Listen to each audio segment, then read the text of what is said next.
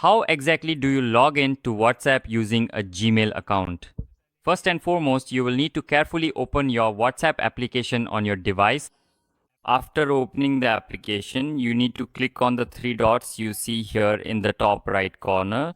Then, from this point, you will need to carefully click on the settings option.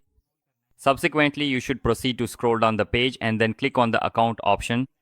Following that, you will observe that if you wish to delete your account, you can do so by selecting the delete account option directly from here.